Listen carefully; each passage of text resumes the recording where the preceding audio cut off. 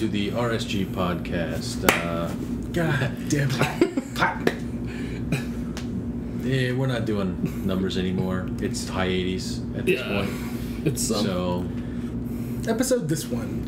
Even though, like, in my head I'm still going, this is episode this number. Yeah. Because it's, I have to, I don't know.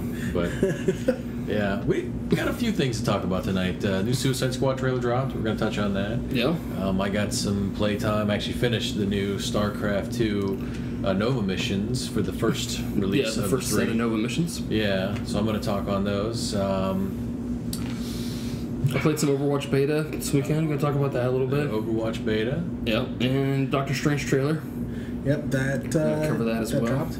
I was going to mention also a little bit about Black Desert, because I've been playing a little bit of that as well myself. So, okay. Yeah. Well, let's start off with some Black Desert. Yeah, start with Black Desert.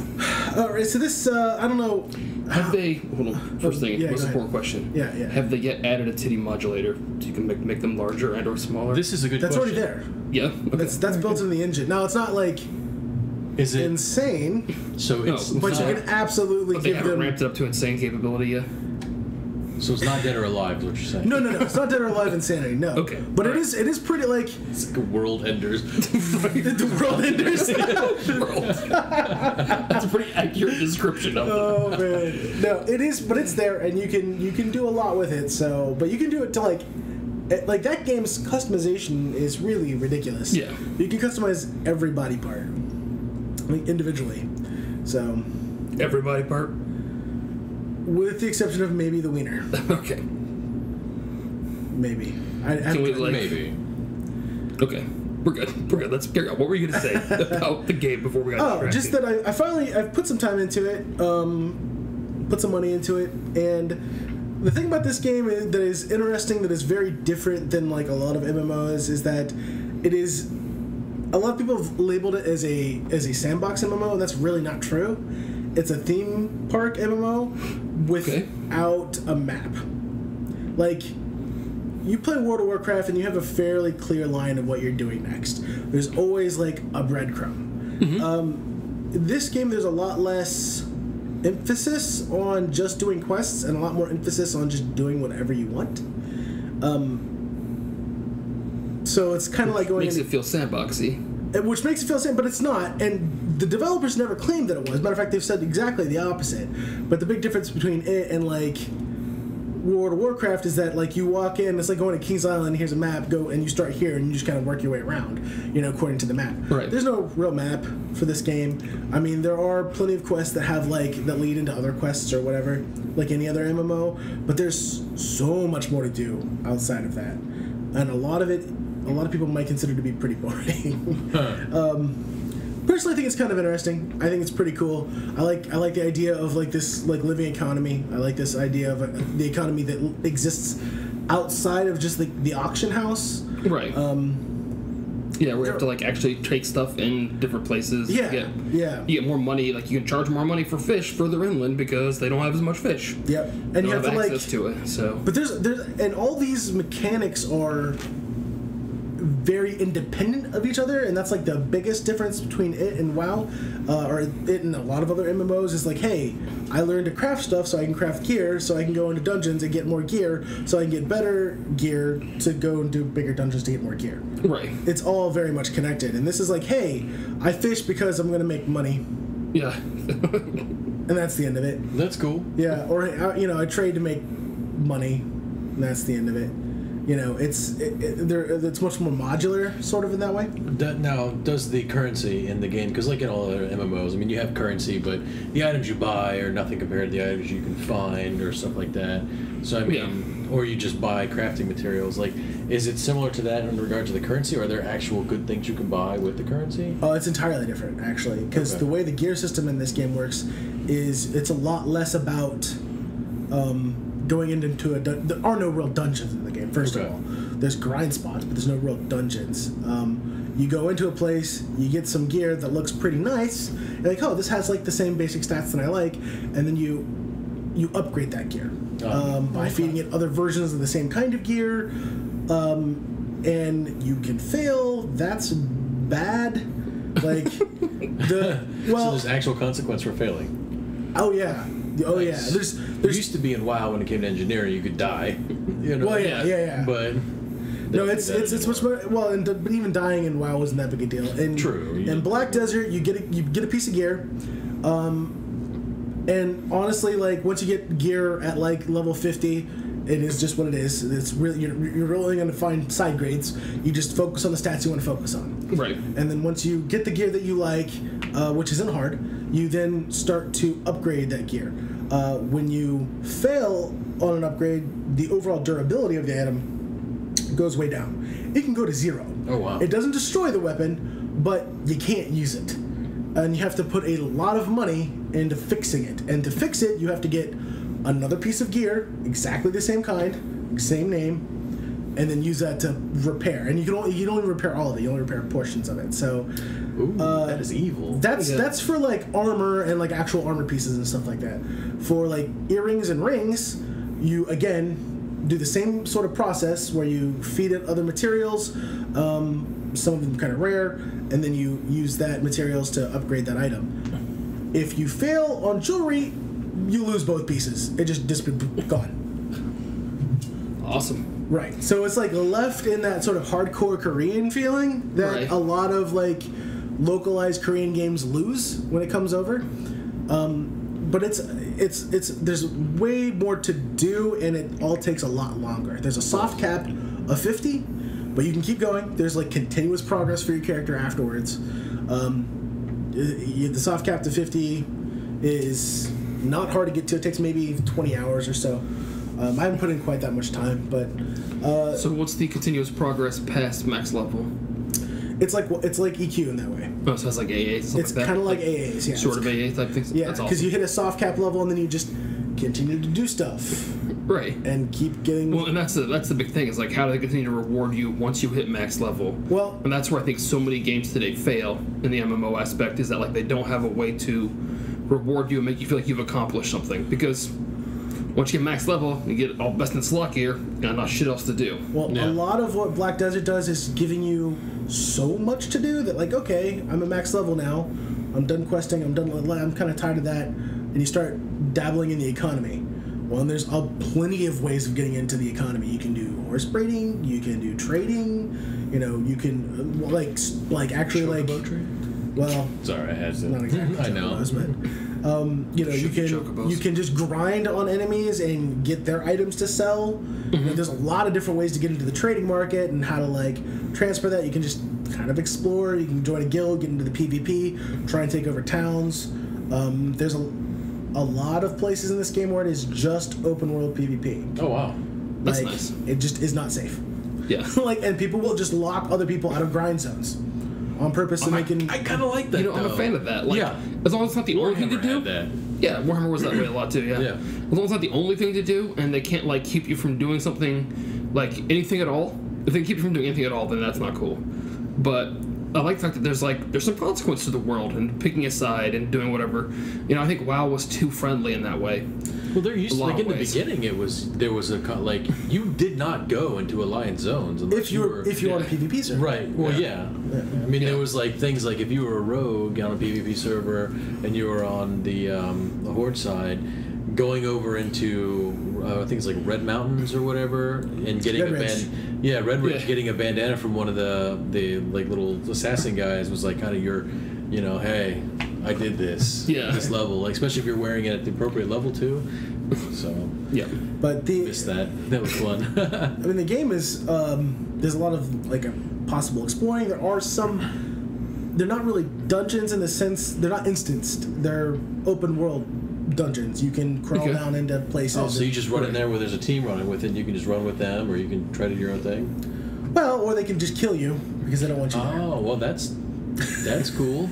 Yeah. There's a lot of places like that. Yeah. It's a fairly hardcore game as far as that kind of, and nothing's simple. Like the crafting is fairly. They're like the way crafting works is you have I want to say 8 or 9, maybe more, different kinds of crafting skills that are real simple, like heating, shaking, chopping, rolling, stuff like that. And you just like take items. They're like, hey, I think that these items will turn into this if I do this. Like, to make a sugar cube, like if you want to go train a horse, or get a horse, you have to tame it, you need to get a sugar cube to, like, get it to come to you. Oh, okay, You just get raw sugar, and then you get mineral water, and then you just use the heating, and then it just gives you a sugar cube. But it doesn't tell you what to do. Like, for most of the other things, you just have to experiment with it. Now, obviously, eventually all this will be online. Right. If it's not already. Yeah. Because this game's been out for a while. Yeah, but it's nice that you have to make that conscious effort to go seek out these recipes. Yeah. It's like Minecraft in that regard. Like in the beginning, like you had to just mess around with stuff in different areas in order to get what you wanted to get or to discover something new. Yeah. So that's pretty cool. Yeah. I dig that. I think the hardest thing this game is going to, like... The hardest thing in the game, really, especially if you're used to traditional MMO, is combat. Combat is a little difficult to get used to, even if you're used to action combat, because it works quite a bit differently. It still has like a combo system, but you don't... You can use all the abilities, basically, that you get. Right. By doing combination presses. Left click, right click, back, the F key, and like the spacebar key. Different combinations of those will do different abilities. And you could put like up to, I want to say, 10 hotkeys, so you can just push a button and get like an ability to come out. Right. But that's it. There are no extra hotkey spaces. So you just sort of have to remember this stuff. And a lot of things, like a lot of abilities lead into other abilities. So you have to, like, I have a fireball ability, and shoot the fireball, then I can make that fireball explode and do like way more damage. But that requires me to cast the fireball and then remember the key combination to then explode the fireball afterwards. It's not terribly difficult to do, mind you, but you have a lot of things you have to remember to do. Just pressing fireball and leaving your auto exactly. And you have to aim things. The aiming is pretty lenient. Honestly, it's less about aiming and more about just like making sure you're facing in the general direction that you want to be facing. Right. But it is the controls for it are not... They're basically like other MMOs, but there's a lot of extra keys that you're having to push to get all the combinations you need. Right. So it can be a little overwhelming occasionally. Yeah, it can be a little intimidating. It looks like. Well, and the name of the game here in this game is grinding. Grinding is a huge way of like gaining levels in this game. So again, very EQ in that manner. Right. The way it differs a lot from EQ is that you will pull one or two very big mobs at a time in EQ, and then you'll just keep that, always having a mob there.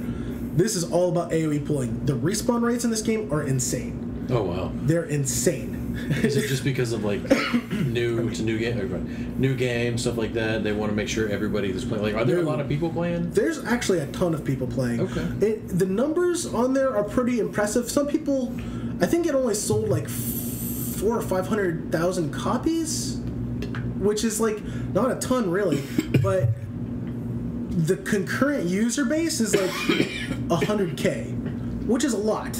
Yeah, that's like 100,000 people playing all the time concurrently, 24 hours a day. Yeah, which is pretty impressive. Which is pretty impressive, because especially when it gets to they only sold 500,000. Yeah, you know, yeah. That means 1 out of every 5 of them is on every hour. Well, that's on our. That's here. I don't know, like if it counts like Canada or any of the European. As far as like concurrent list goes, yeah. I'm not really positive, but there's always a ton of fucking people when I'm on, and most of the people are just trading. You see a lot of like carts going back and forth, people carrying packs and stuff. There's a lot of just trading going on. Grind spots aren't really that heavily contested, and the ones that are there, at least at the low levels, because I'm not, I think I'm like 21 at the moment. Right. I've had no problems. Oh, that's no cool. problems because the respawn rates are super, super high. AoE grinding is the name of the game, and so I think there's a number of classes that are like better at that than others. I think Wizard is pretty good at that. Tamer's really good at that. Tamer is like a hunter? It just sounds like something you'd have pets. A melee hunter. Think of it as a melee hunter. They're kind of like a cross between a ninja and a hunter. Oh, that's kind of cool. But way cooler in every way. There's a lot less. There's a lot less like pet manipulation going on. Okay. In reality, like the way it works is you do something and your pet does something. So you can tell your pet, "Hey, go attack this," and then your pet will just do shit as you're doing stuff. but it's you centered don't have to around control and like make sure that they do like a kill command or something like that. Right. Yeah, you're not really like micromanaging their actions because they're just doing things when you're doing things. That's cool. But the reason why they're so good is because you can hold you can only hold about 5 to 10 mobs max, like aggro wise, on yourself before they start leashing out all over the place. So, but your pet can hold another 5 to 10, so they can grind out way better. Yeah, faster that way. Yeah, way faster. There's also mounted combat. Oh, that's awesome. Which is really cool. Like, the mounting system in this game is completely... It's not simple. Like, you actually have to control the mount. Like, you have to hit shift to, like, actually, like, make them go faster. And, like, they don't just turn on a dime, you know? Yeah. You know, it's much more like actual... Well, I shouldn't say actual horse riding, but it's a little bit more realistic. Yeah, I mean, you can't just make a horse dive left and... Yeah. Your horse can die. Oh. That's sad. Well, luckily that's they're not... what Skyrim was the same way. Like, I lost so many horses in Skyrim. I was just like... Well, they're not dead permanently, but you do need to park them out of the way. Okay. Because there's no fast travel in this game. Yeah. There is auto travel, but no fast travel. Now, excuse me. If you park your horse out of the way and you go over here and start attacking XYZ mob, can other mobs that are in the area around your horse aggro your horse and kill it? Absolutely. Absolutely. So you will run up and just start. About everything. You do have to keep track of that stuff. Awesome. Yeah. The game is much more hardcore than what I think a lot of people are used to, but it's not so hardcore to the point that people don't want to play it, because the combat, once you get used to it, is fast, it's furious, and you feel powerful. Like, the effects are awesome. Like, when you're, like, doing your little, like, lightning ability where you kind of do a little twist back and as the wizard. You do a little twist back and you summon some lightning down from the sky and it hits them, and that combos into, like, this giant thing where you, like, slam your cane on the ground and this giant, like, lightning field comes out. So it's more, and it shakes the screen and it gives this huge, like, thunderous... it's really awesome. Cool. I'll have to show it to you later, but... Okay, yeah. It's really sweet. It it's a really fun it's game. a game you want to play in, like, a 7.1 or something like that. Like, just a surround sound. Just have that, like... Because I wonder if the thunder, like, echoes around you and stuff. Oh, I bet it does. I'm willing to bet it does. But there's also, like, you know, guild activities, guild quests, and guild things. There's a ton of stuff to do in this game. An absolute ton. And that's the end game. Is like, when you're done with one particular thing, you go on to something else that you just haven't even had a chance to look at yet. Right. You know? And it's an investment. It's a time investment. It's not something you just jump on and do very often. But that's, I mean, the games that I've been playing recently have no real hardcore aspect to them. Like, the Division, for instance. I mean, there's no, like, unless you're in the dark zone, there's no penalty for dying. Yeah. So you die, you run over there, your mission's still going on, you run back to your body fast enough. Oh, just kidding, guys, I'm back. I was talking to Marv earlier, and I thought it'd be awesome if there was, like, a hardcore version of this that you didn't play with anybody else. It was just you doing the story mode, but it was harder, and you had one hit, one kill, like the bullet time and bullet stuff. Something pop up. But yeah, I think we had some sort of error with the syncing or whatever. It's still recording, but we're good. All right. But yeah, you know what I would like to see? A game take, like, the need for ults, where if your character dies, you have to take one of your ults to recover the body. Oh, yeah. That would be super sweet, wouldn't it? Or, like, you don't die, you're incapacitated, but your ult has to come revive you. Yeah. Get you out. Yeah. That'd be sweet. That would be cool. Yep. I think that'd be cool. Yeah, that'd be pretty awesome, actually. Yeah. But anyway, I think we got enough about PlayStation. You know. Anyways, check it out, guys. It's a pay to play. You buy it once and then you play, and there's, like, microtransactions. As far as I can tell, they're just your regular things, like some EXP boosts, some money boosts. Nothing huge. Nothing really game defining. No, like, weapons that make you godly. It's not pay to win. Yeah, because the weapons don't matter that much until you start, like, boosting them yourself. Right. And then they'll go for, like, literally millions of credits on... Wow. Yeah, they'll go for a lot of money. But check it out. You know, everything is mostly cosmetic on the little... their shop or whatever. Trade shop, yeah. And, you know, I've already spent some money on that. Sure you did. Buy all the pretty eyeliner. He said it comes with all the pretty eyeliner already. I bought other pretty things. I'll show you later. But anyways, let's move on to fanciful dildos. Let's move on to Overwatch, Roby. Yeah, let's talk about Overwatch. Yeah, so I played Overwatch. They had the stress test beta this weekend. So they were open Friday and Saturday. They shut it down last night about midnight. Oh, did they? Made me angry because I was mid-game. And it booted me out, and I was like, God damn. So I'm like logging back in to file a bug report that it booted me out, and then I was like, oh, never mind. There's a message here about how we shut the beta down. Like, oh, never mind. I guess I don't need to file a bug report about that. It releases early next month? May 25th is the release date. Late next month? Why, Yeah. Blizzard? May 25th is the release date. May 3rd is early access if you pre-order. Okay. So you can get in then. Okay. So since the last beta that they did, they've added a bunch of stuff. Okay. They now have a versus AI section. Nice. Okay. So just like Heroes of the Storm, you can get together with some teammates and play against the AI. That's I And like they have that. me too. They have like a easy, medium, hard version of the AIs to play against, and you still get experience for doing things in AI, and it keeps track of your records separately. So like when you pick a character, you pick a hero. Like let's say I played Mercy this battle. It'll keep track of my, these are my average kills as Mercy, this is my average healing done per game, my average damage done per game, nice. My career best damage done per game, my career best healing done per game. They keep track of your stats separately versus AI, versus players. That's cool. Wow. It's really it's really built out as far as keeping track of all your stuff, so you can sit around and meticulously plan how you're gonna raise your kill death ratio with Winston and AI or whatever, versus AIs or whatever you want to do. Just so you guys at home could, because you can't see, Roby was putting his hands together like an evil genius mastermind. That's how you That's how you have to meticulously plan. You can't do it any other way, man. That's how you do your Have you ever tried meticulously planning without doing it? Or meticulously plan? No. With your fingers together. Yeah. So, but it was a lot of fun. They also have introduced a weekly brawl. Okay. Where they introduce random, this week, for instance, the weekly brawl was everybody had 200% health. Everybody filled up your super bars at 1.5% speed. Oh. So, for every one, normally would have got you 1% of your super bar, got you 1.5% of your super bar. So, damage is ramped up, health is ramped up, everybody does more damage versus, something or whatever. They ramped up some particular damage. And so, it was just the weekly brawl. You get extra experience participating in the weekly brawls. You know what I mean? So, it goes randomly to places. They have the Overwatch version of Tavern Brawl, basically. Yeah, basically. Yeah, where they just throw in random things. Woo, here it is. Here's some random rules that throw everything out the game, you know what I mean? So, all of a sudden, tunes that aren't that great normally are going to be like, oh, well, since I can build up my super a whole lot faster now, or since I have twice as much health as I normally do, Trace is a giant bitch in the weekly brawl, because she's already hard to kill, but now with twice as much health, even if I'm charging my super faster, it's not making that much difference in the end to get Tracer. She was a giant bitch in the brawl for the most part, because she's all the time just rewind, because your cooldowns were also 50% faster. Oh jeez. Which made Tracer almost unkillable. Jeez, yeah. Almost unkillable. It's fucking ridiculous. But you could also then fly with Pharah literally all of the time. You never had to land. Never had to land ever with Pharah. Just between spacebar and the left shift to boost up, and spacebar to float down. Never landed ever. That's kind of cool. Just fly all the time, firing rockets down on people. It was a lot of fun though. And I found that you level up now.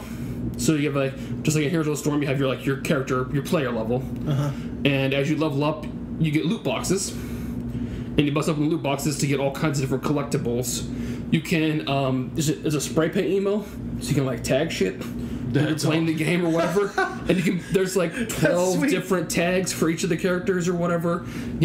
Soldier 76 has one of him looking back over his shoulder like a badass. He just kill someone and they just tag the ground next to their body or whatever. Showing you his butt. It sounds like it was very sexual. It was super sexual, bro. I was like, but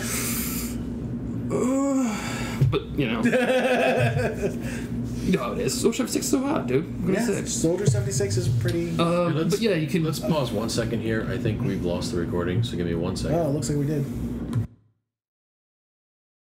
And we're back. So hold on. You have different sprays. You have different stances you can have. So if you win, there's a picture of your team, and everyone has a little victory pose, and you can get 5 different victory poses that you want or whatever.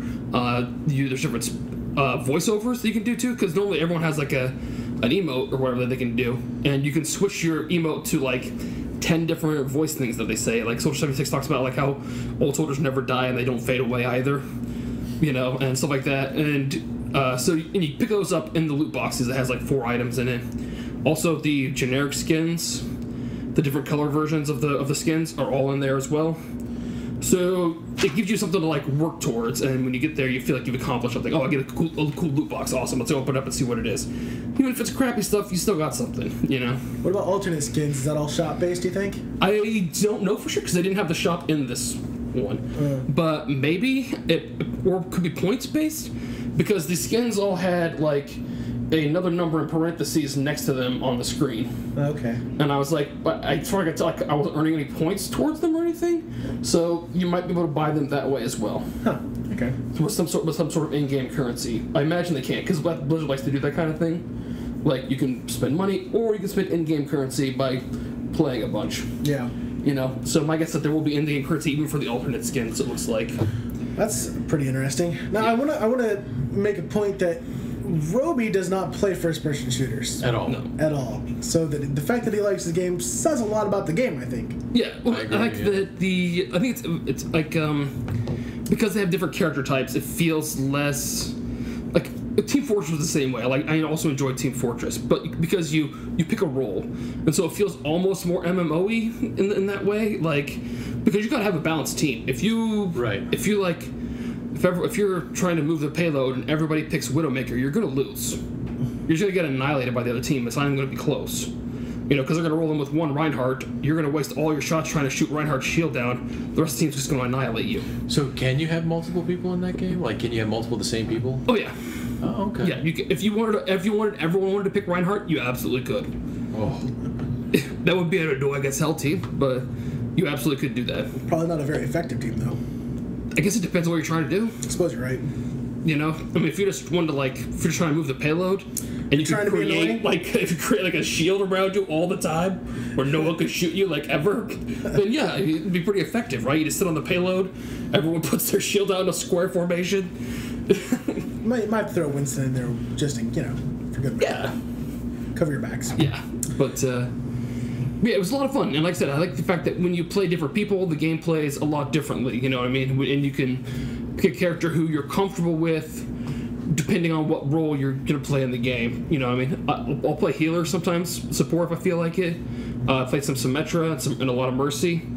Mercy's the only one who has direct heals, but the other ones do more like shieldy support for the most part, or like indirect healing. May is really good too with the ice lady who just throws up ice wall. Like one of her abilities, just throw up a giant ice wall, and that ability is so effective. Yeah, like zone denial and stuff.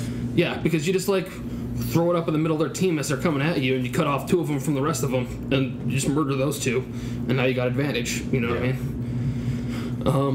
Especially because the guys behind them are almost completely surprised by it. Because there's no hint that it's about to happen. You're just running, and then all of a sudden you're like, now I'm just running into this ice wall.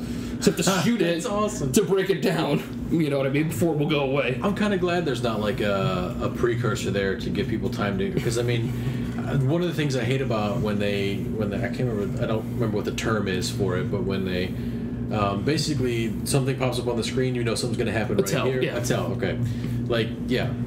That's awesome. That's just ice wall. Yeah, just ice wall right in front of you. Yeah, lots of times. It's so annoying right now or die. Because there's a lot of missions where May can just block half your team out for 4 or 5 seconds. You know what I mean? And it just makes all the difference in the world. There's a bunch of you have to come through one of these 2 little holes, and that's it. And May can just shut one down for a good 4 or 5 seconds, and no one else can come through. And you can focus on clearing out everyone over here. Bastion in the and then your team their whole way and right. Lol your way to victory. Exactly. So, but it felt like there were none of the characters that I hated. There are some that I preferred to play over other ones, but they all felt good in their own individual way, which I think is something to say positive for Blizzard, because it's easy to throw a lot of characters in who are just copies of other characters. I feel like League of Legends does this. I feel like there are a lot of times League of Legends has a shit ton of characters, but most of them are just kind of cheap copies of the other ones. I think League has gotten a lot better about that recently. And maybe they have. I haven't played League in a long time. Well, just looking at the characters that they have now, they have very, very specific mechanics, and I think that's something that Overwatch is pretty good at. I think it's easier to capture in the first person setting. Yeah, that's probably true. But yeah. Yeah. But there are times when I take Winston because he's the better option as a tank, because I want to be able to because we're going to be defending the hill, and I want to be able to set down a stationary shield to protect my people while we're in here, or to get healing and stuff like that while we're in here.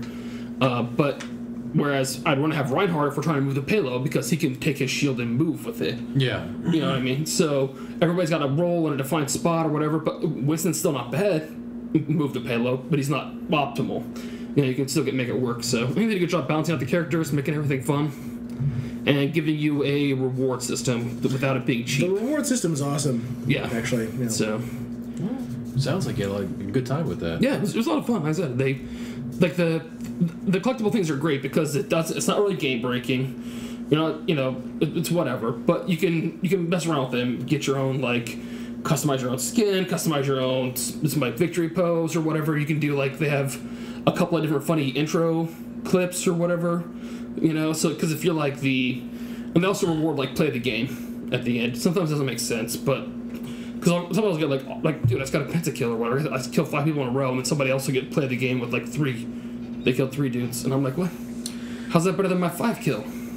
I exploded my magic tire and killed 5 dudes at the same time. How is this guy on Bastion holding his fucking? Oh yeah, I did several times. Several times. Lots of times when their whole team was dead or whatever, and they're coming back through the one little hallway to get around to the payload.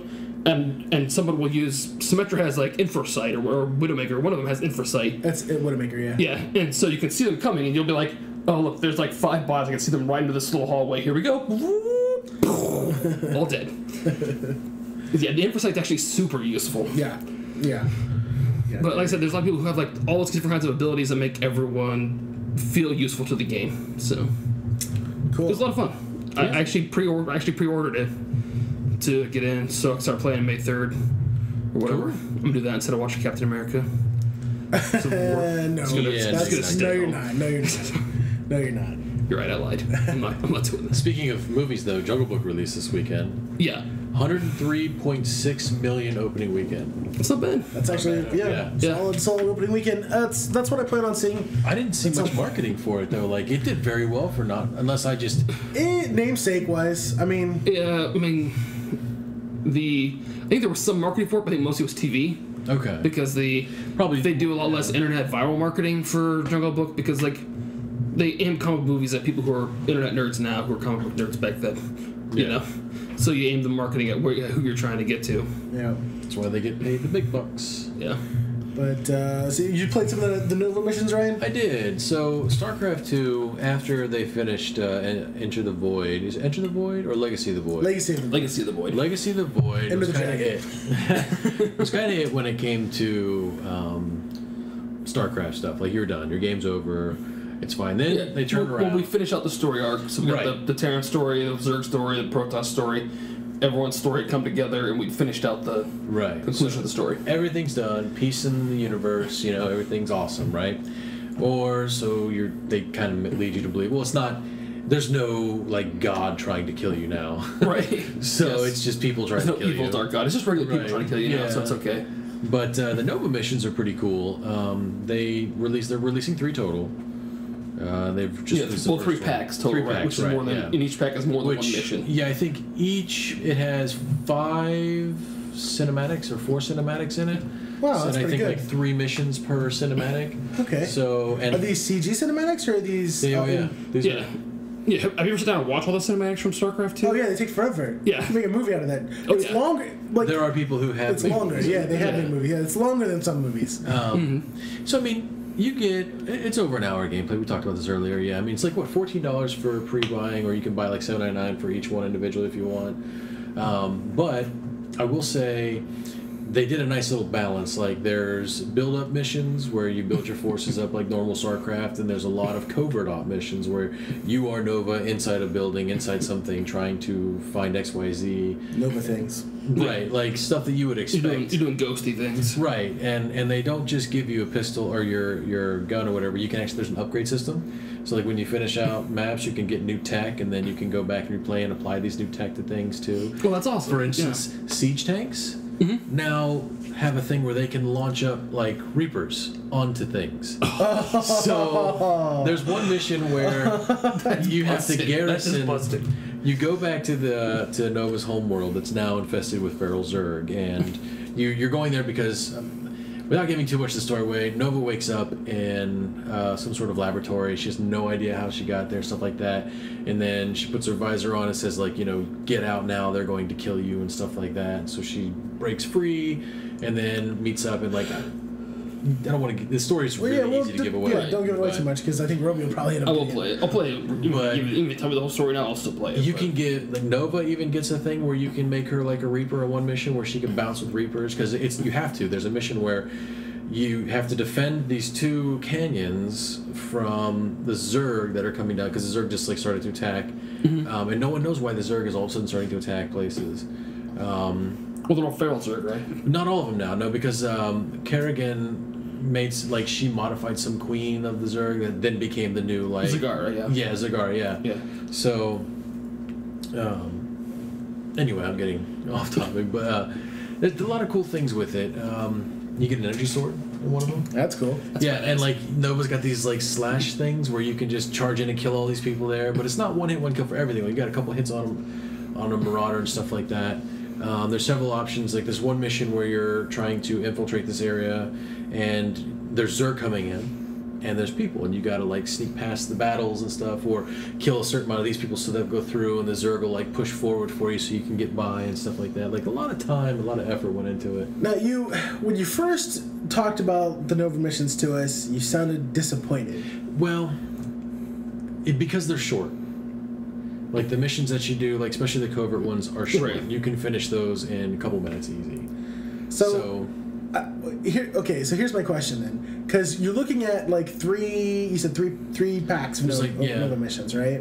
So you're getting some CGI, which is very expensive. So we'll go with, but ignoring that, we'll just look at the actual game content that you're getting.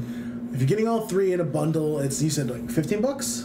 It's like $15. It's like $14.95 for the bundle for all three. So like a third or fourth rather of an entire game. Entire game. Does that feel about right? Yeah, I mean, because you're getting more StarCraft 2. You're getting more stuff. There's a storyline that continues on. It's a good storyline.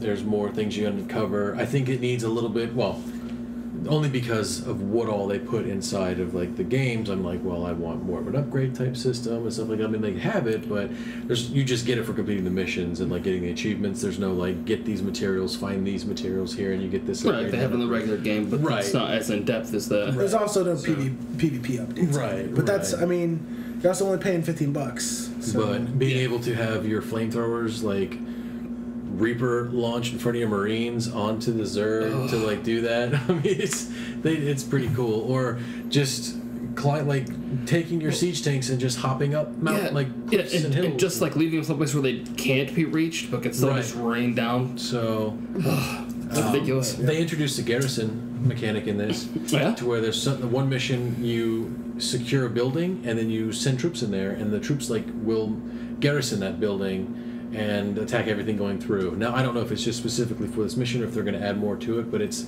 much nicer because it's not so much pressure on your main base. There's, but... Do you have any team-up missions? Where it's like you play Terrans and then you're also teaming up with some Protoss to accomplish a goal or whatever? You're all Terrans 100%. Right.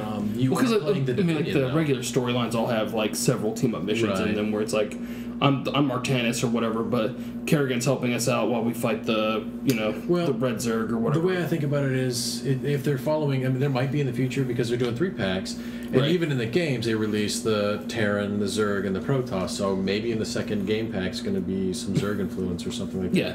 Well, but the multiplayer that they introduced in the Legacy of the Void, right, it's basically a lot of the team up missions that you played during the game. Okay, cool. Like the train mission that you play, because we played some of them. Yeah, that was fun. That train mission you won, that was a game in the Terran campaign. Yeah, I remember that. That was a map in the Terran campaign where you had a team up mission. So I was wondering if they were going to do any new multiplayer maps based out of what comes out of the Nova stuff or not. There's a couple of there's a few they could probably modify to that easily. Yeah. as it is right now, I mean, there's nothing there. It's all just Terran story mode now, right. and you're just playing Nova. So, that's cool. Is it worth this $14? Oh yeah. Like if you're a fan of StarCraft, pick it up, play it. You'll have a good time. Like my complaint is that it's a little short. I did kind of play through it on easy just to get to the story. Now I want to go back and see just how difficult it is and scale it up. Right. But yeah, no. But easy? Just play it on normal. Well, bro, I know. I just downgrade. I didn't realize when I bought it, we hadn't decided at what time we're actually going to do the podcast. So I'm like, I want to get through as much as I can. That's fair. But yeah, it's easily replayable. Right. Yeah, I mean, you'll go back several times. Nothing. They didn't add anything else to anything else. It's just that a lot of portraits, a lot of aesthetic things in there too that you can get. So yeah, it's fun. Is it worth $15? Oh hell yeah. A little disappointed that some of the covert missions aren't longer, but I mean, right. For $14, I can complain, but should I? You know what I mean? Yeah. Well, considering like you said, the money they spend on the cinematics, and even I mean, it's more StarCraft too. Yeah. So. Well, I guess we can move on to some of the trailers. Yeah. Right? Let's go over the second trailer for the Suicide Squad. Suicide Squad, yes. Yeah, just watched that.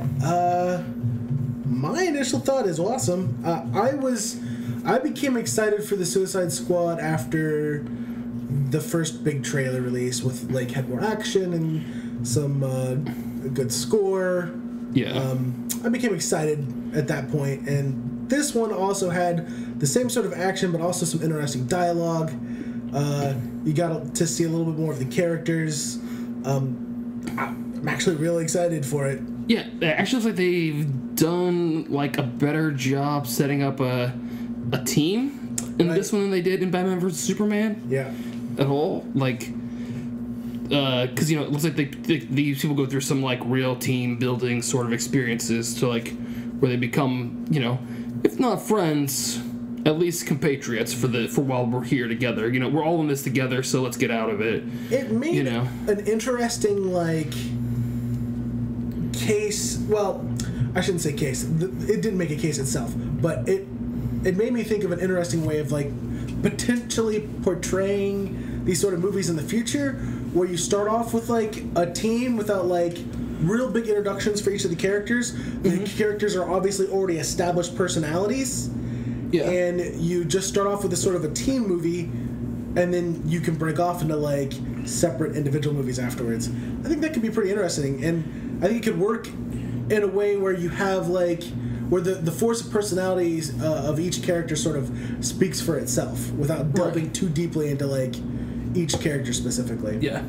Now, do you think all the characters in Suicide Squad, because there's a bunch of them, are going to be equal? No. I think we're going to get a lot of Will Smith. We're going to get a lot of Margot Robbie. Yeah. I'm for that. I am too. But, and we're going to get a lot of, I think the guy who plays whatever their flame guy is. The Pyro guy, yeah. Yeah. I don't remember what his name is. I can't remember his name either. And I think we're going to get a lot of, what's the other one? Whoever Jai Courtney is playing. Who's their leader? Who was not one of the? He's not a bad guy, but he's the guy from their version of S.H.I.E.L.D. Yeah. So. Yeah, you'll probably see a lot of that. I think. But I expect to not see so much Killer Croc, and not so much Enchantress. We'll see. I don't know. I mean, I think probably see a lot of Joker too. Well, the Joker's not technically part of the Suicide Squad, but... Well, I know, but screenplay-wise, I think... And the question is he the red herring for the villain? Is he the villain, or is he a red herring to be the main villain of the... That's a really good question. Because there's a clip of Batman. Is it Batman, though? It is Batman. It's 100%. It's got to be Batman. It's been confirmed as Batman. I've watched the clip several times. It's got to be Batman. So, is it Ben Affleck Batman? I don't know if it's Batfleck or not, and I don't know if we're going to really see Batman that up close or not. You know what I mean? Because I couldn't imagine Batman. That could have been a flashback scene. True. You know what I mean? It could have been a flashback scene for all we know. I kind of have a tendency to believe that it is, but that's because the reason why I believe that it is because the time frames don't, because this is supposed to be the same universe as Batman vs Superman. Mm-hmm. Well, in Batman vs Superman, Batman's old. He's an old man. Yeah. He's the older Batman. Yeah. So I feel like that might be a flashback to like prior to Superman becoming a thing in the universe. So they mentioned him. Superman that he could rip off. Right. What I mean is that flashback. That flashback could be prior to Batman or Superman being a thing. Could be. Yeah, it's hard to tell. It's hard to tell. Yeah, I mean, we don't get because I think they did a good job too of like showing us a bunch of interesting, cool things without really giving away the whole plot line, which was a mistake they really made with the second BVS trailer. Speaking, interjection real fast. Killing Joke did get the go-ahead that will be a rated R animated Batman. Yeah, animated. I'm excited for Killing it. Joke. They got the original cast of the animated series to do all the voices there. Mark Hamill is confirmed as Joker. Yep. Yeah. And it's gonna be rated R. Maybe Kevin Conroy as Batman. It's gonna be awesome. It's gonna be awesome. Yeah. Yeah, I'm looking forward to it. So. But yeah, I don't know. Yeah, the storyline is really, really murky, which is what I like. Yeah. Like, I mean, it looks like it's gonna be relatively simple, I think, but they left plenty of room to like throw in some plot twists that we haven't seen already. Well, and with this sort of amoral group, you have a lot of room for plot twists. A lot of room for like... For one of them just decides to go rogue. It does whatever, and throws everyone else under the bus. Or the Joker's going to be introduced to Harlequin in this movie. Right. So we know she's eventually going to go with him. Right, but the question is, do we know, are they being introduced? Is she already involved? Like, we don't know any of this. Right, because the Joker basically makes Harley Quinn. Yeah, well, if they follow the comics, line, right? So she was the crazy person who thought she could be his therapist. Right. Yeah, it didn't work out for her so well. No. Yeah, so, I don't know, the trailer overall, though, made me really excited to see the movie. I was like, because before I was sort of like, maybe not, but and there have been a lot of rumors about a lot of heavy reshoots going on. And really? They scheduled like over a month of reshoots, which is a lot. Do you think that was maybe prompted by like Batman versus Superman failure? Well, it happened. The reshoots were scheduled for like 2 weeks after, like a week after BVS opened, and so that was a lot of internet speculation was that it was happening because of that. And then everyone was like, and then people on the internet were like, "Dude, fanboys, calm the fuck down." Nobody just called up Will Smith and Margot Robbie and said, "We need you to on set to do reshoots in a week." No one said, "Jai Courtney, you gotta regrow that beard in a week to be on set to do reshoots in a week." Yeah, there's no real way it has anything to do with the reactions. It was clearly planned out and scheduled in advance. Well, but it probably does have to do with Batman vs. Superman, but it has nothing to do with the reactions. They know, the people who made Suicide Squad already know what's going on in BVS. Right. Yeah. So this is something that's probably has something to do with like maybe changes in the BVS script, et cetera, et cetera, et cetera. Well, and they said this is basically just reshoots to do a lot of different things. Like they're gonna, because some people thought that maybe it was to add the Batfleck in. Like they didn't have time to get Batfleck in for some like transition shots, stuff like that. But they're like the people who were there, like the director came out and was like, "Everybody calm down. We're not changing anything major. This is standard reshoot stuff. Like we got some of our transitions were weak, and we thought we wanted to refilm those to get better cuts there, or better cuts here, or better cuts there, or whatever. Just refilm a couple of scenes better than they were before, but we're not changing anything." So yeah. But the fanboys were going cray on the internet about, "Oh my god, reshoots! Fanboys will. They're adding more jokes, and it's going to be bad now because they're going to try and make it too jokey because Batman vs Superman was too dark and grim." This is already going to be pretty jokey. Yeah, it has to be. There's absolutely no way you can tell the Joker in that whole thing, because even though his jokes are sick jokes, and but there's a humor. There's a lot of snark that happens there, right? That's you have to have that. So that's Harley Quinn's only superpower. That's her only reason to exist is to be snarky and crazy. No. That's all she does. Like that's it. That's what she brings to the table, and shooting guns. If she's gonna get her 2 hyenas in this film. I doubt it. That would be funny. I seriously doubt it. That'd be funny, but I doubt it. Yeah. Well, switching universes, this week we got the Doctor Strange trailer. Yes, we got to see Bimbledy Bump Cumberspink in his role as Doctor Strange. What did you guys think?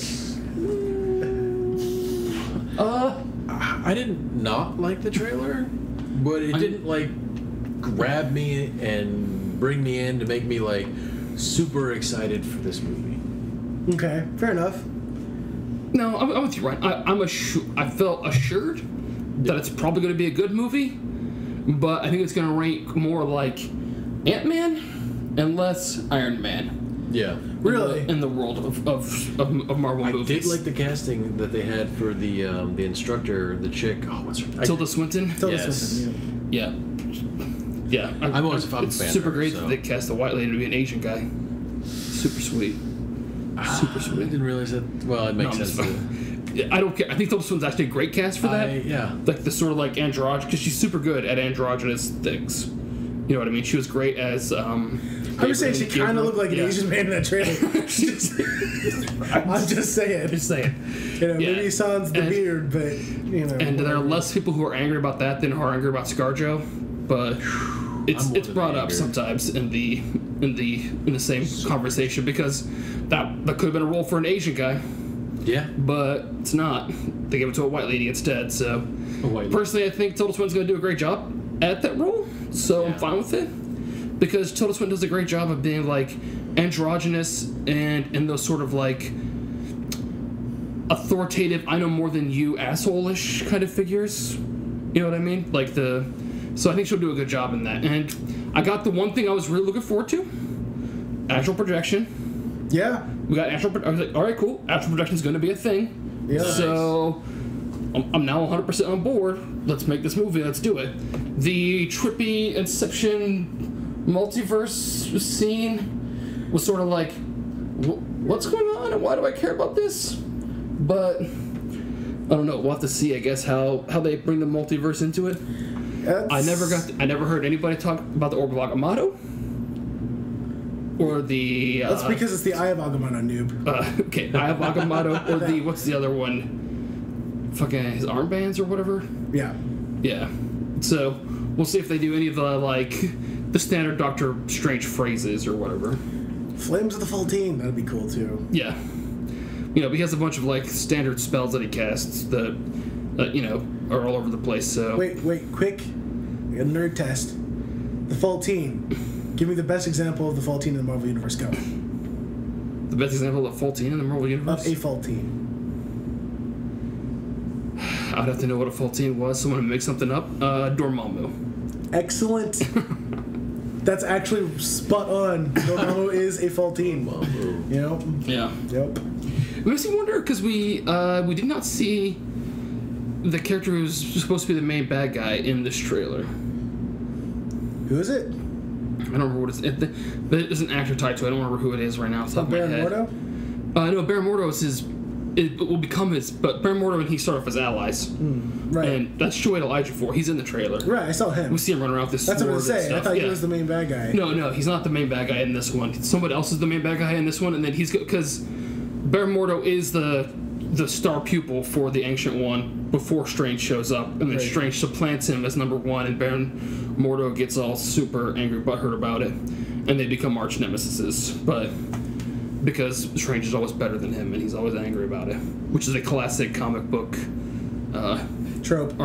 Trope. So that reminds me of Soul Spectre, the Bond Spectre. Oh yeah, I still have not seen that yet. It's terrible. That's what I hear. It's not good. So. And sorry to interrupt the Doctor Strange, but it is the most wasted, or it's the perfect example of Christoph Waltz being wasted as an actor. That's what I hear too. That's a shame. They got him and then just wasted him. Yeah. So we didn't see who that is, and there's talk that maybe it's going to be Dormammu, and that they just haven't whipped out the CGI on us yet. That'd be cool. There's two like people that I would like to see. 3 maybe. But Dormammu's one of them. I think Dormammu's very, very cool. And Blackheart. The only problem I have with Blackheart is that if they do Blackheart, they might feel the need to do Mephisto, who I don't really want to see, but I do want to see Blackheart real bad. Blackheart would be awesome, actually. And I hope they remake Blackheart like he looks in like the comics, because this is the same Blackheart that would always fight with Ghost Rider, though, right? Yeah. Yep. Okay. Yeah. So hopefully they can do. But Ghost Rider and Strange teamed up a lot too. Yeah, they did a lot of like. I wonder if they're gonna bring Ghost Rider back in something. They don't own Ghost Rider. Oh, that's right. Why? What the? I don't know, but I wish whoever does own Ghost Rider does not do it. Nick Cage. They should try and buy a Ghost Rider because they could maybe get that. Well, Ghost Rider $1 for what they've done with the damn thing. Right. Ghost Rider would be a great character to bring in movies, like occasionally he shows up is badass for a couple of scenes and then disappears again. Don't put him in his own movie. I don't know that he can really support his own movie well enough. They've tried and failed on multiple times, multiple different styles of Ghost Rider films. Yeah.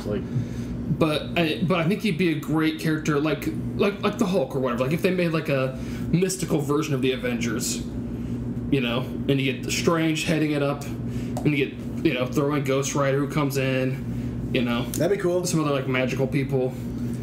I could have Thor in there. Yeah, Thor would be good. Yeah. Still, you know. So, but like somebody like that who comes into like when there's sort of like mystical or sort of religious things going on or whatever, he comes in to fight, to help out or whatever. Oh no, I felt like the trailer, like, I'm not gonna say it was weak at all, because I don't think the trailer was weak. It just doesn't show a lot, obviously. But it doesn't show a lot. It doesn't show a lot, but it did like make me go, now I look forward to the next trailer. Yeah. It's the first trailer, and they don't want to steal too much hype from Civil War. Right. Which is coming out in 2 weeks, right? Yeah.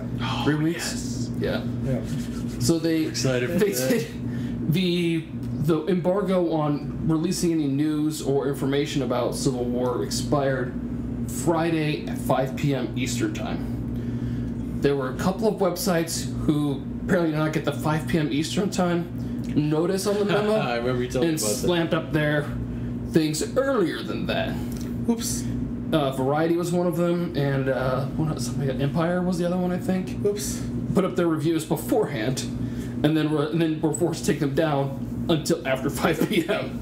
And then they put them back up. But everyone who has reviewed it, it's gone insane. It's like 100% on Rotten Tomatoes. Yeah, they have said they've said this is the best Marvel movie. This is the best movie Marvel will ever make. Yeah. Will ever make. That is a statement.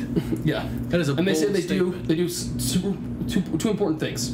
One, they do not do the trope where like that Batman vs Superman did, because everybody knew going into Batman vs Superman somebody else was going to show up at the end and they were going to team up and fight that guy.